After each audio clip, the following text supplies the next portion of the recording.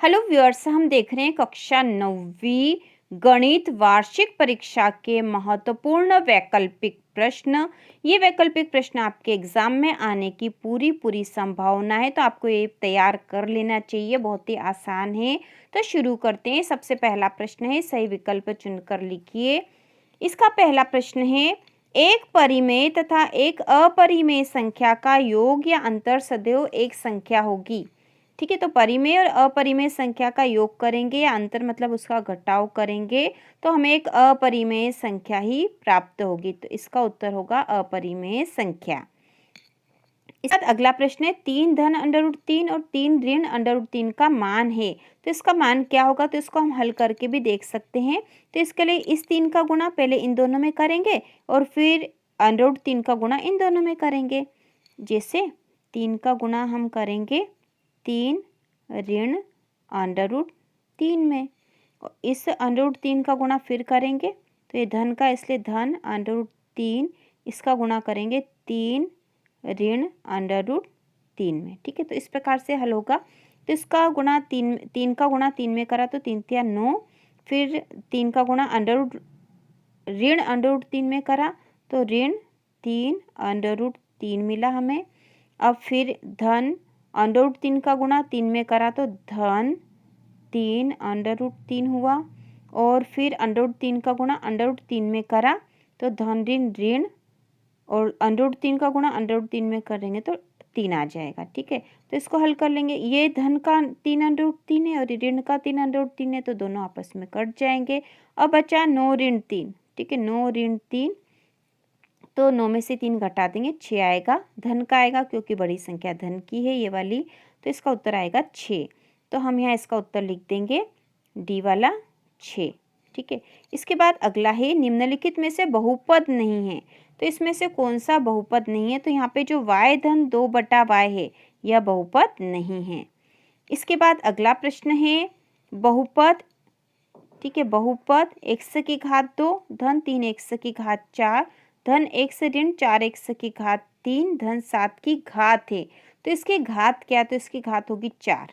ठीक है, तो ये भी समझ लो, किसी भी बहुपद की जो घात है, जैसे यहाँ दे रखा है, ये किसी भी बहुपद की घात उसकी सबसे बड़ी घात होती। तो ये जो बहुपद है इसकी सबसे बड़ी घात 4 थी, तो इसलिए इसकी घात हो जाएगी 4।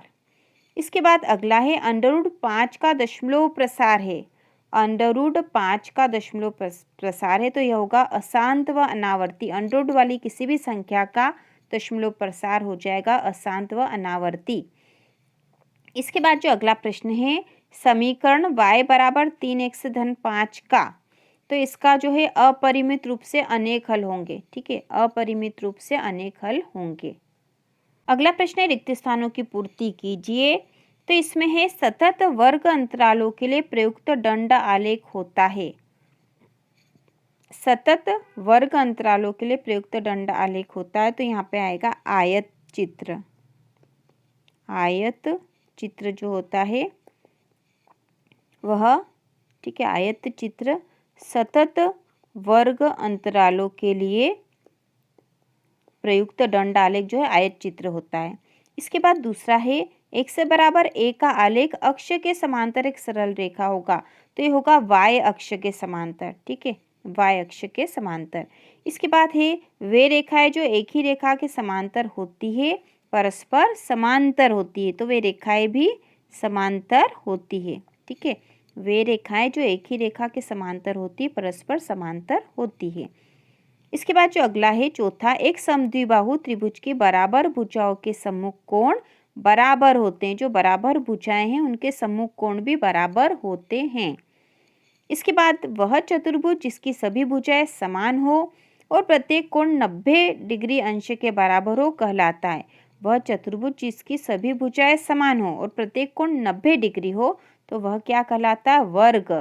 ठीक है, क्या कहलाएगा, वो वर्ग होता है। वह वर्ग का प्रत्येक कोण 90 डिग्री का होता है और सभी भुजाएं बराबर होती है।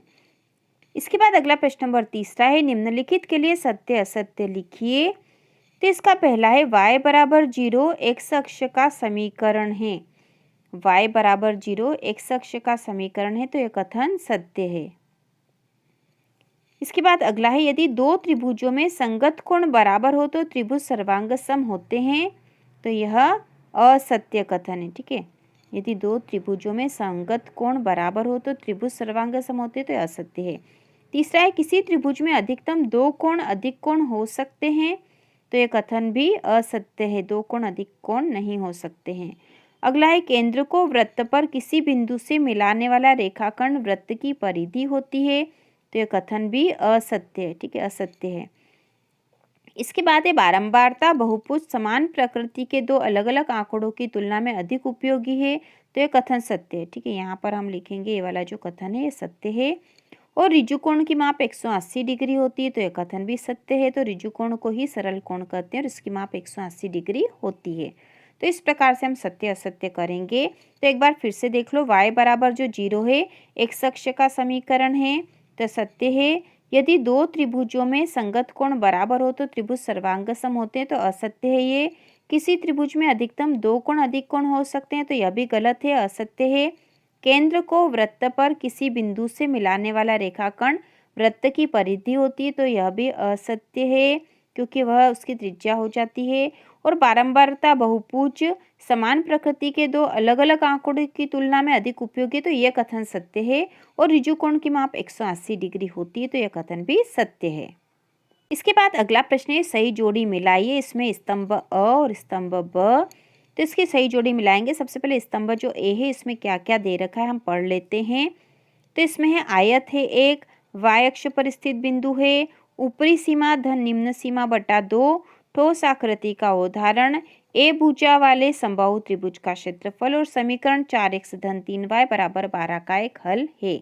तो अब यहाँ खंड ब में है बेलन, वर्ग चिन्ह 0 4 √3/4 1 का वर्ग, चतुर्भुज और 0 3। तो इसकी जोड़ी बनाएंगे हम। तो सबसे पहला आयत है एक, तो आयत एक चतुर्भुज है।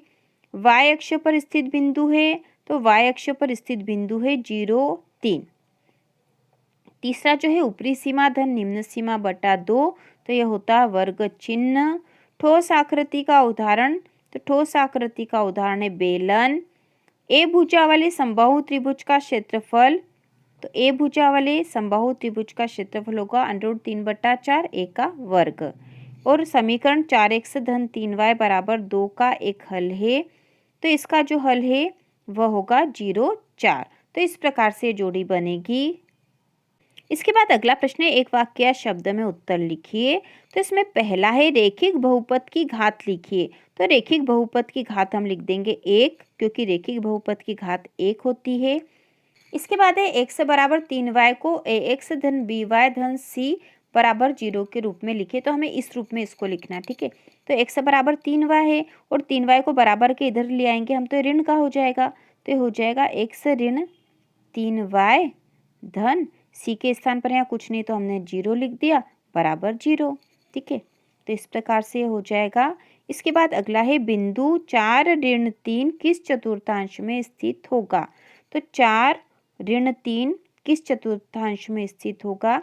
तो यह होगा चतुर्थ में, चतुर्थ चतुर्थांश में स्थित होगा यह चतुर्थ चतुर्थांश में।